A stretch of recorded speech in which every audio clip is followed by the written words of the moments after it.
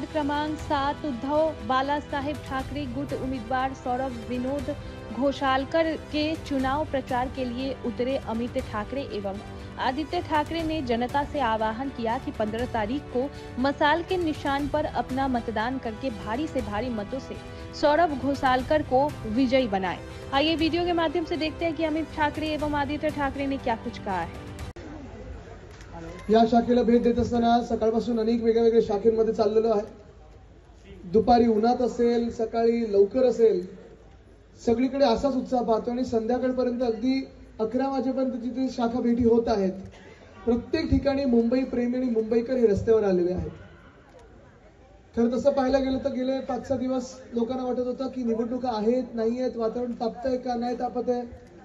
अनेक पत्रकार पण विचारत होते की मुंबईमधून निवडणुकीसारखं वाटत नाहीये आणि मी त्यांना हेच सांगत होतो की पाहायचं असेल कुठे वातावरण आहे तर तुम्ही शाखेत या आणि पहा आमच्या शाखा भेटी जसे चाललेल्या आहेत, कार्यकर्ते आहेत, होणारे नगरसेवक तर आहेतच आहेत, नागरिक देखील येत आहेत आणि एकंदर जर आपण पाहिलं तर आता ही निवडणूक एका वेगळ्या टप्प्यात आलेली आहे। मला वाटतं 24 तासांहून कमी आता राहिलेले निवडणुकीचा प्रचार संपण्यासाठी आणि तुम्हाला एकच सांगतो, तुम्ही अर्थात आता मला माहित नाही उद्या तुमचा प्रचार कसा आहे, पण घरोघरी जाणं गरजेचं आहे। जास्तीत जास्त आपल्या कार्यकर्त्यांना सांगतोय, कारण ही निवडणूक ही मुंबईची निवडणूक आपण पाहिली कालच्या सभेनंतर जी रंगायला लागलेली आहे, पण ही निवडणूक रंगते कशाला तर प्रत्येक जो मुंबई प्रेमी व्यक्ती आहे त्याला कळतंय की आपली मुंबई ही आपल्या हातातून खेचली जात आहे। गेली 4 वर्ष मुंबई महानगरपालिका जी प्रशासकाच्या माध्यमातून मुख्यमंत्री कार्यालय चालवत होतं, आपण एकंदर हा घोळ पाहिलाच असेल संपूर्ण मुंबईमध्ये। रस्त्याचा पहिला घोटाळा 2023 साली झाला होता, 6080 कोटीचा घोटाळा। हा मी त्याच्यावर वाचा फोडल्यानंतर लगेच 6 तासामध्ये 6080 वरनं 5000 वर आला। जरा थांबा ना, काय सांगू, 5000 वर आला। बरं, दुसरं म्हणजे तसंच पुढच्या वर्षी 24चा घोटाळा, तसाच ब्युटिफिकेशनचा घोटाळा 750 कोटी अशीच उधळपट्टी झाली होती। कचरा कुंडीचा घोटाळा असेल, कुठचाही तुम्ही घोटाळा घ्या गेल्या 2 वर्षामध्ये कुठेही उत्तर नाही। बरं, घोषणाची तुम्हाला हे माहिती आहे, काल परवाकडे पेपरमध्ये आलं होतं, इंडियन एक्सप्रेस 31 तारखेला पेपरमध्ये आलं होतं की जे काही फंड हा सरकारने वितरित केलेले आहेत किंवा हा फंड जो साधारणपणे लोकप्रतिनिधींसाठी असतो, महापालिकेचा 99% फंड हा त्यांनी त्यांच्या सत्ताधारी आमदारांनी दिलेला होता। काही असेही लोक होते जे अजूनही लोकप्रतिनिधी म्हणून कधी आले नाही, आता तर तिकीट पण नसतील मिळाली, पण त्यांच्या नावावर तो फंड वापरला गेला, 99% फंड। आणि हा फंड जर लोकांमध्ये आला असता तर आपल्याला कामं ही दिसली असती। हाच फंड जर आपल्या रस्त्यांवर आला असता तर चांगले रस्ते मिळाले असते। जे पाणी आपण पाहतोय, कुठे प्रेशर चढत नाहीये, कुठे काय चावी बंद पडली आहे, कुठे नवीन पाणी तुंबतंय, कुठे कचऱ्याचा ढिगारा पडलेला आहे, कुठे फुटपाथ तुटलेला आहे, हे जे 4 वर्षात दिसते आपल्याला, हे मुंबईत कधी असं चित्र नव्हतं असं हे दिसायला लागलेलं। बरं, दिसते तर दिसते, पण जायचं कोणाकडे? पालकमंत्र्यांची एकामेकांची भांडणं चालू आहेत की ही जागा माझी की ती जागा तुझी, मंत्री कुठे आहेत कोणालाच माहित नाही। आज ह्या शासनामध्ये एक तरी मुंबई प्रेमी तुम्हाला मंत्री दिसतोय का? आपल्या कोविडच्या काळात असेल किंवा आपल्या सरकारच्या काळात असेल, उद्धव साहेब जेव्हा मुख्यमंत्री होते तेव्हा मुंबई प्रेमी महाराष्ट्राचे मुख्यमंत्री जसे होते तसे ह्या सरकारमध्ये मला एक तरी मुंबईसाठी चांगले निर्णय झालेला दाखवा। काल पण मी आपल्याला आपण जी कामं केली आहेत शिवतीर्थावरनं सांगितलीच, मी तर कोस्टल रोडचं दाखवलंच, फोटोज दाखवला, कारण जे मुख्यमंत्री सातत्याने खोटं बोलत आहेत आणि खरं मला ते सुसंस्कृत वगैरे वाटायचे, पण एवढं खोटं बोलतील हा अंदाज नव्हता। पण मुख्यमंत्री स्वतः खोटं बोलतायत, फोटोनेच मी एक्सपोज केलं की दाखवा इथे मुख्यमंत्री दिसतात का कुठे। ते सगळे फोटोज, आपण केलेली कामं, 25 वर्षाचा पूर्ण आपला कार्यकाळ आणि ह्यांचा 4 वर्षात त्यांनी लावलेली वाट, हे सगळं एक्सपोज केल्यानंतर पुढे जे काही करायचं आहे त्या गोष्टी देखील मी सांगितलेल्या आहेत। सुरुवातच करायची झाली तर अर्थात एक शासकीय कर्मचाऱ्यांसाठी, महानगरपालिकेच्या कर्मचाऱ्यांसाठी, पोलीस कर्मचाऱ्यांसाठी, बीएसटीच्या कर्मचाऱ्यांसाठी ज्या ज्या बीएमसीच्या एस्टेट प्रॉपर्टी आहेत त्या आपल्याला पुन्हा एकदा त्या बिल्डरांच्या हातातून घेऊन, कारण आता काय गेल्या 2 वर्षात मुख्यमंत्री महोदय त्यांच्या आवडत्या एका बिल्डरच्या घशात घालतात, पण ते काढून आहेत 4000 प्रॉपर्टीज आहेत, सगळ्याच्या सगळ्या प्रॉपर्टीज आपल्या तिथे इमारती बांधून परवडणारी घरं आपल्या ह्या महानगरपालिका किंवा शासकीय कर्मचाऱ्यांना। इथेच मला आठवतं पेट पार्कच्या उद्घाटनासाठी आलेलो, आयसी कॉलनीमध्ये. आणि तसंच पेट पार्क, त्यावेळी मी सांगितलं होतं की असं पेट पार्क मला संपूर्ण मुंबईत बनवायचं. अनेक ठिकाणी मी केलं होतं, ती आठवण अजूनही मला आहे. लायब्ररी आहे, पेट पार्क आहे, तेव्हा आपलेच घोसाळकर कुटुंबच पुढे होतं. आणि विनोदजी, असंच ते पेट पार्क आपण आता प्रत्येक वॉर्डात बनवणार आहोत. पेट पार्क आहे, पेट क्लिनिक आहे, स्ट्रे शेल्टर्स आहेत. पण हे सगळं होत असताना सगळ्यात महत्वाची गोष्ट, त्याच्यासाठी तुम्ही परत आंदोलन केलं होतं, पोतनी साहेब तुम्ही होता, की जे आता हॉस्पिटल आपण पाहतोय मुंबईमध्ये, आपली एकमेव मुंबई असेल आणि मुंबई महानगरपालिका असेल, स्वतःचे 4 वैद्यकीय शुभेच्छा द्यायला आलोय. 16 तारखेला आपण विजय यात्रेला नक्की भेटू अशी मी अपेक्षा करतो. आणि आधीच अभिनंदन करून टाकतो.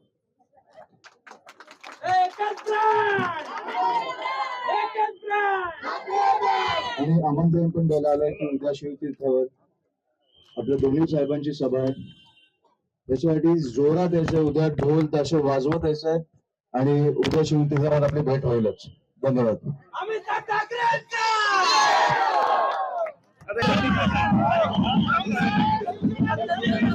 सौरभ जी यंग कैंडिडेट है, करने की चाह है, मन में कुछ काम करने की इच्छा है. पहले भी इनके भाई ने और पिताजी ने काम किया है. बहुत सारे हमारे जो शिवसैनिक है वो भी साथ में है. महाराष्ट्र नवनिर्माण सेना, राष्ट्रवादी कांग्रेस, और हम मुंबई को किसी को लूटने नहीं देंगे, इसी निर्धार से हम जीतने वाले. विपक्ष बार बार कह रहा है कि आपने काफी लूटा, अब हमें इस प्रकार से हम काम करने का, आप क्या कहेंगे? मैं उनको यही कहना चाहता हूँ कि अगर वो जो कह रहे, जो आरोप लगा रहे, उसमें 1 रुपए का भी तथ्य होता तो आज हम भाजपा में होते और उपमुख्यमंत्री बनते या प्रधानमंत्री बनते. कोविड के दौरान जिस प्रकार से त्यांचं असं देखील असं म्हणणं आहे की त्या सहानुभूतीच्या नावाने मतं घ्यायला बंद करा, असं देखील आरोप होतोय. घोसाळकर परिवार हे तेच ना, आता तुम्ही पहा ना, आता जे मुख्यमंत्री करतायत की त्यांच्या विरुद्ध रिपोर्ट होता, त्यांना अटक करण्याचा प्रयत्न होता, हे ते सहानुभूतीसाठीच करतायत. आणि भाजपचे उमेदवार बरोबर बोललेत की मुख्यमंत्र्यांनी सहानुभूति घेणं बंद करावं आणि काम करावं.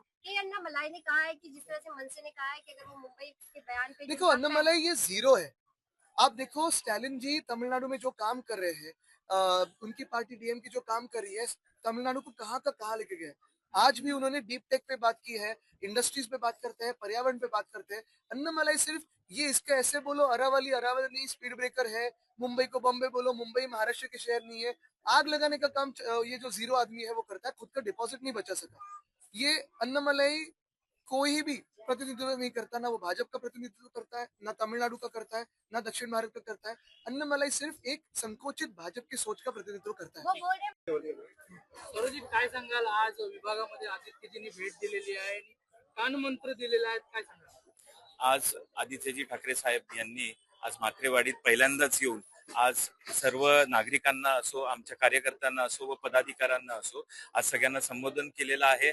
आज गेल्या कालच्या शिवतीर्थाच्या भाषणानंतर प्रत्येक मराठी माणसाला, प्रत्येक मराठी व्यक्तीला आज एक वेगळी ऊर्जा या त्यांनी आणली आणि त्या ऊर्जेमध्ये भर टाकण्यासाठी आज जे आदित्य साहेब आलेत आणि आम्हाला सगळ्यांना एक चांगलं मार्गदर्शन त्यांनी केलेलं आहे. वारंवार भाजपकडून टीका करण्यात येत आहे की सहानुभूतीच्या नावाने मत घ्यायला तर बंद करा, हे इथून घोसाळकर परिवाराचं नाव संपून जाईल, हे शेवटची निवडणूक आहे असं देखील सांगण्यात येतं. काय गेले कित्येक वर्ष इकडचे स्थानिक जे विरोधक आहेत हे जाम प्रयत्न करत आहेत हे नाव संपून टाकण्याचा. पण आज मी तुम्हाला हे नक्की सांगतो की घरोघरी जेव्हा मी प्रचार करतोय, मला लोकांना कामं सांगायची गरजच नाही. त्यांना इतकं फक्त सांगितलं मी सौरभ घोसाळकर, ते स्वतःहून सांगतायत तुम्ही अभिषेक घोसाळकरांचे भाऊ आहात, तुम्ही विनोद घोसाळकर, आम्ही चांगले होतो. आणि त्यांनी कामं ते दाखवत आहेत स्वतःहून. हे रस्त्याचं कोणाचं काम केलंय, कोणाचं घराचं काम केलेलं आहे, कोणाचं ऍडमिशनचं काम केलंय, तर कोणाचं हॉस्पिटलचं काम केलं, तर लोकांचाच प्रतिसाद तसा मिळत आहे. अभिषेकने केलेलं काम आहे तर सौरभचं काय काम आहे ते विकासाच्या बद्दल का बोलत नाही? भावाने केलेल्या कामाच्या बद्दल का?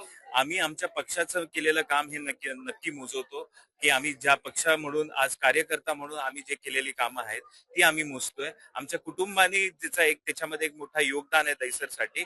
आणि नक्कीच प्रत्येक जण आज इथल्या उमेदवाराकडे पण इकडचं कुठलं काम माहिती नाही. आज जर ते काम माहिती असतं तर आज ही जी शिवसेनेची सीट होती त्यांनी सोडून भाजपला कधी दिली नसती. आज त्यांनी केलेलं काम हे त्यांना दाखवता येत नाहीये, म्हणून त्यामुळे त्यांना ही सीट विकावी लागली असा त्यांच्यावरती आरोप होतोय. कालच्या भाषणानंतर आज मराठी माणसांमध्ये उत्साह दिसून येत आहे, त्याबद्दल काय? मराठी माणूस हा नक्कीच एकत्र आलेला आहे आणि आज त्याची अस्मिता ही परत जागरूक झालेली आहे येणाऱ्या या उपरांच्यामुळे. आणि नक्कीच मराठी माणूस ह्या मुंबईवरती असो या पूर्ण महाराष्ट्रावरती असो, शिवसेना आणि मनसे युतीचा जो भगवा आहे तो डौलानी फडकणार आहे. रवींद्र वायकर यांचं असं म्हणणं आहे की महानगरपालिकेवर दंडाही आमचा आणि झेंडाही आमचा. येणारी 16 तारीख सर्वांना दाखवून देईल ते काय आहे. उद्या 15 तारीख लास्ट दिवस आहे, उद्याच्या शेवटच्या दिवशी जसं आदित्य साहेबांनी आम्हाला सांगितलं की घरोघरी पोहोचणं, लोकांपर्यंत पोहोचणं आणि आम्ही केलेली कामं हे त्यांच्यापर्यंत पोहोचणं हे गरजेचं आहे. तर तेच कानमंत्र घेऊन, तेच मार्गदर्शन घेऊन आम्ही लोकांपर्यंत पोहोचणार आहोत.